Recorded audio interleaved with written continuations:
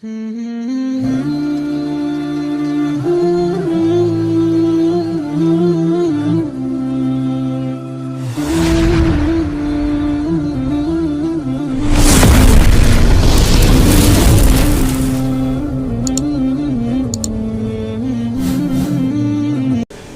اعظم ابو حنیفہ رحمۃ اللہ علیہ آج سے تقریباً 1350 سال پہلے کے آدمی ہیں۔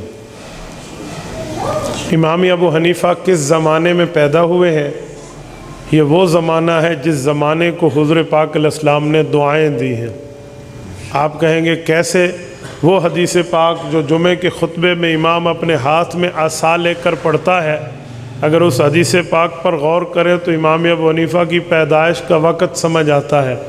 وہ حدیث ہے خیر القرون قرنی ثم الذین یلونہم ثم الذین یلونہم۔ حضور علیہ السلام نے خبر دی ہے کہ 3 زمانے ایسے ہیں جن کو میں تمہارا پیغمبر بہتر فرما رہا ہوں۔ اللہ کے رسول بتائیے بہتر زمانوں میں پہلا زمانہ، دوسرا زمانہ، تیسرا زمانہ کون سا ہے؟ حضور پاک نے فرمایا قرنی، پہلے جب تک میں اس دھرتی پر موجود ہوں میں پردہ فرما کر نہ جاؤں میرا زمانہ ہے، یہ سب سے بہتر ہے۔ حضور علیہ السلام ٹھیک ہو گیا۔ دوسرا زمانہ کب ہوگا؟ فرمایا ثم الذین یلونہم، صحابہ کا زمانہ بہت بہتر رہے گا بعد کے زمانوں سے۔ ٹھیک ہو گیا یا رسول اللہ 2 زمانے۔ تیسرا زمانہ فرمایا ثم الذین یلونہم، تابعین کا زمانہ بہتر ہوگا بعد کے زمانوں سے۔ اب زمانے 3 ہیں، زمانہ نبوی، زمانہ صحابہ، زمانہ تابعین۔ پیغمبر کی ذات کا جو شاگرد بنے، زیارت کرے، مشرف با اسلام ہو، حضور کا دیدار کرے، وہ صحابی، اور جو پیغمبر کو نہ دیکھ سکے، نبی کے شاگرد کو دیکھے، نبی کے صحابی کو دیکھے، وہ تابعی۔ اب تابعی کون ہے؟ صحابی کون ہے؟ سورت نمبر 9 سورت توبہ آیت نمبر 100، 11واں پارہ، پہلا صفحہ۔ رب العزت ارشاد فرماتے ہیں والسابقون الاولون من المہاجرین والانصار، دین میں سب سے پہلے جلدی کر کے جو لوگ داخل ہوئے ہیں وہ مہاجرین اور انصار، یہ صحابہ ہیں، ان کا بڑا رتبہ ہے۔ اس کے بعد والذین اتبعوہم بإحسان، جو ان کے تابع بنیں گے نیکی کے اندر، ان کی اتباع کریں گے بھلائی کے اندر، یہ دوسرا اچھا طبقہ ہے۔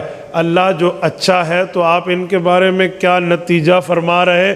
فرمایا رضی اللہ عنہم ورضوا عنہ، یہ وہ طبقے کے لوگ ہیں، وہ پیغمبر کے صحابہ ہوں یا صحابہ کے تابعین ہوں، جن سے میں راضی اور وہ مجھ سے راضی۔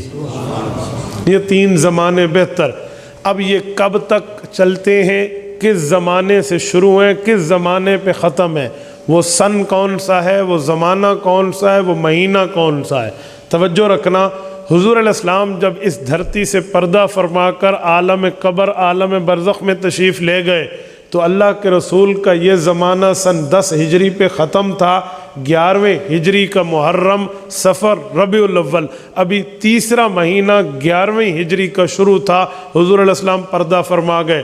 حضرت ابوبکر صدیق کو خلافت ملی، امت نے اتفاق کیا، اتحاد کیا، اجماع کیا، ابو بکر کو خلیفہ اول مانا۔ ابو بکر رضی اللہ عنہ نے زمانہ شروع کیا تو یہ صحابہ کا زمانہ شروع ہوا۔ اب زمانے کو حضور نے قرن فرمایا ہے، قرنی۔ قرن کس عرصے کو کہتے ہیں؟ عربی لغت میں لکھا ہوا ہے، قرن کا معنی ہوتا ہے 100 سنہ، 100 سال۔ 100 سال کا زمانہ قرن کہلاتا ہے۔ تو صحابہ کا زمانہ کب تک چلا؟ یہ بھی 100 سال چلا۔ جو حضور نے فرمایا وہ اللہ کے فرمانے پر فرمایا، جو حضور نے فرمایا وہ اللہ کے بتانے پر فرمایا، جو حضور پاک نے پیشن گوئی دی کہ دوسرا زمانہ بہتر، وہ اللہ کے اطلاع سے حضور نے پیشن گوئی دی، تو وہ صحابہ بھی 100 سال تک حضور کے بعد اس دھرتی پر زندہ رہے۔ اس کے بعد صحابہ کو اللہ نے اٹھا لیا، 100 سال تک یہ صحابہ کا زمانہ چلا ہے۔ مثلاً دیکھیں حضور پاک کے بعد 100 سال تک صحابہ کا زمانہ ہے، ان میں 30 سال پہلے یہ خلفائے راشدین کا زمانہ ہے، اس کے بعد حضرت امیر معاویہ رضی اللہ عنہ کی خلافت عادلہ کا زمانہ ہے، اور اس کے بعد پوری ترتیب ہے، یہ 110 ہجری تک رہے ہیں، 110 ہجری تک پیغمبر کے صحابہ موجود رہے ہیں۔ حافظ ابن حجر اسقلانی المتوفی 852 ہجری نے الاصابہ فی تمیز الصحابہ کے مقدمے میں لکھا ہے، امام ابن اسیر الجزری نے اسد الغابہ کے پیش لفظ میں لکھا ہے صحابہ کرام 100 سال تک رہے۔ صحیح بخاری جلد اول کتاب العلم باب رفع علم کے تحت حضرت انس کی روایت موجود ہے، اس کے تحت فتح الباری میں بھی ہے، عمدۃ القاری میں بھی ہے، ان دونوں مقامات پہ لکھا ہوا ہے حدثونی انی لا یحدثنکم احد بعدی۔ حضرت انس فرماتے تھے لوگو یہ حدیث بصرے والو مجھ سے سن لو، اگر میرے بعد کوئی ہوگا تو وہ یوں نہیں کہہ سکے گا میں نے اپنے کانوں سے حضور سے سنا تھا۔ حضرت انس بصرہ کے آخری صحابی، عبداللہ ابن ابی اوفا کوفہ کے آخری صحابی، سدی ابن اجلان دمشق اور شام کے آخری صحابی، حضرت سہیل ابن عدی مدینہ منورہ کے آخری صحابی، حضرت عبداللہ ابن واصلہ مکہ مکرمہ کے آخری صحابی، یہ وہ صحابہ ہیں جو اپنے اپنے زمانے سے اس دھرتی سے رخصت ہوئے ہیں، اور اللہ رب العزت نے 100 سال تک انہیں وقت دیا۔ جب یہ تشریف لے گئے پھر ثم الذین یلونہم کا تیسرا دور شروع ہوا جو تابعین کا تھا، وہ سن 110 ہجری سے لے کر 100 سال چلا، 210 ہجری تک، گویا حضور دنیا سے گئے 10 ہجری، صحابہ گئے 110 ہجری، تابعین گئے 210 ہجری۔ یہ وہ زمانہ ہے جسے حضور نے خیر فرمایا، اچھا فرمایا، بھلائی والا فرمایا۔ خیر عربی زبان میں اس میں تفضیل ہے، جسے انگلش میں کہتے ہیں سپرلیٹو ڈگری ورلڈ، اس سے بڑا لفظ نہیں ہوتا۔ حضور نے وہ لفظ استعمال فرما کر بتایا کہ سب سے اچھا، سب سے بہتر زمانوں میں کسی زمانے کو دیکھنا ہو تو یہ اوقات ہے۔ اب یہ میں نے کیوں کہا، کس بنیاد پہ؟ میں امام ابو حنیفہ کی ڈیٹ آف برتھ بتانا چاہتا ہوں، ایئر آف برتھ بتانا چاہتا ہوں، تاریخ پیدائش بتانا چاہتا ہوں کہ امام اعظم ابو حنیفہ کب پیدا ہوئے ہیں۔ توجہ رکھنا، حضرت علی المرتضیٰ رضی اللہ عنہ پیغمبر کے وہ صحابی ہیں، پیغمبر کے وہ خلیفہ ہیں، اللہ کے رسول کے وہ داماد ہیں جنہیں جمعے کے خطبے میں بھی حدیث میں ہم یاد کرتے ہیں، وَأَقْضَاهُمْ عَلِي، کہ حضرت علی المرتضیٰ سیدنا حیدر کرار رضی اللہ عنہ کو رب نے یہ مرتبہ دیا تھا کہ وہ اس امت کے سب سے بڑے قاضی مشہور ہیں، ان میں اللہ نے قضاء کا مادہ، فیصلے کا مادہ، ان میں رب العزت نے سمجھ کا مادہ اتنا رکھا تھا، حضور علیہ السلام نے اسے امت کا سب سے بڑا قاضی فرمایا ہے۔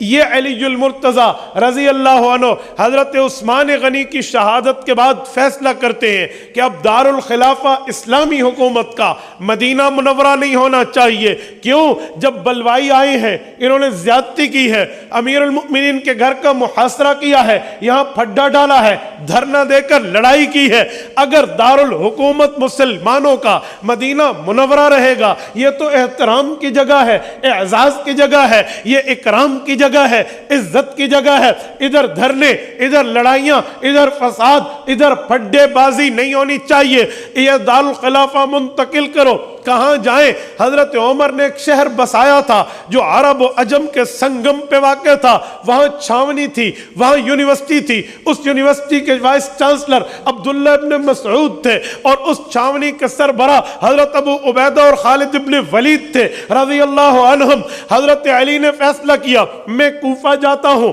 کوفہ یہ عرب و عجم کا سنگم ہے، ادھر جا کر ہم دارالحکومت قائم کرتے ہیں۔ علی المرتضیٰ کے فیصلے نے بعد میں آنے والی تاریخ ثابت کرتی ہے کہ حضرت علی کا فیصلہ 100% درست تھا۔ حضرت علی نے کوفہ سے مدینہ سے کوفہ دارالخلافہ منتقل کیا، یہاں آ گئے، یہاں علی المرتضیٰ کے شاگرد بڑھے، یہاں علی المرتضیٰ کے شاگردوں کی تعداد بڑی، ان میں ایک شاگرد تھا جو حضرت علی کی خدمت کرتا تھا، اس کا نام زوتی ہے۔ اس کی کوشش ہوتی اس زمانے میں گھر سے فالودے کا پیالہ بناتا جو اس زمانے کا شایان شان تھا، وہ پیالہ مٹھائی کا بنا کر حضرت علی المرتضیٰ کو پیش کرتا، استاد مکرم نوش کرتے، یہ دل سے شادمان اور خوش ہو جاتا۔ ایک دن یہ فالودہ بھی لایا، اپنے ہاتھ میں ایک نوائزدہ بچہ لے کر آیا وہ زوتی، اس کا بیٹا پیدا ہوا تھا، وہ حضرت علی المرتضیٰ کی گود میں اس نے آ کے رکھ دیا اور عرض کیا استاد جی آئندہ تو فلودہ لاتا رہوں گا، لیکن آج میرا بیٹا پیدا ہوا ہے، میں نے میری بیوی نے یہ طے کیا ہے اسے پہلی خوراک جائے تو علی المرتضیٰ کے ہاتھوں سے جائے، ہم تو آپ کے ہاتھوں سے دلوانا چاہ رہے۔